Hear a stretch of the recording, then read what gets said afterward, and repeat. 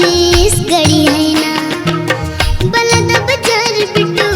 फूल के हीरो दिल से शाहू बड़ी है ना ला दीवाना ला दीवाना ला दीवाना ला दीवाना ला दीवाना ला दीवाना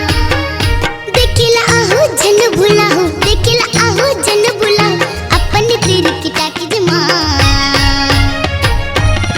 8 नवंबर के गलब दीवाना फिल्म ला 8 नवंबर के गलब दीवाना फिल्म ला 8 नवंबर के गलब दीवाना फिल्म ला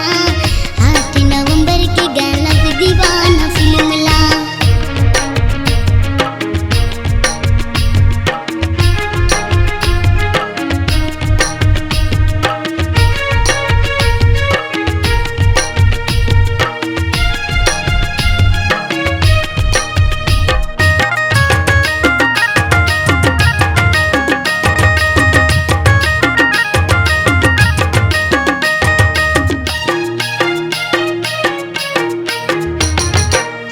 माया साहू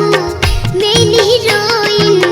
प्रगति राव जंती मनहरना हीरोइन है सीमा सिंह हेमा शुक्ला कलाकार है अवड़ बड़गा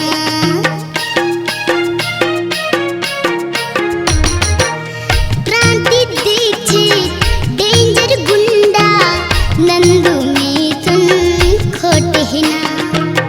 पवन गुप्ता धर्म चौबे संगीता निषाद के रोल है ना ला दीवाना ला दीवाना ला दीवाना ला दीवाना ला दीवाना ला दीवाना देखिला आहू जन भुला हो देखिला आहू जन भुला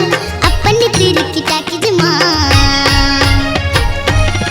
8 नवंबर के गलब दीवाना फिल्म ला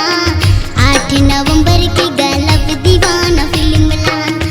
8 नवंबर के गलब दीवाना फिल्म ला 8 नवंबर के गलब दीवाना फिल्म ला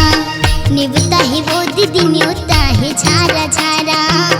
निभता है गा भैया न्योता है झारा झारा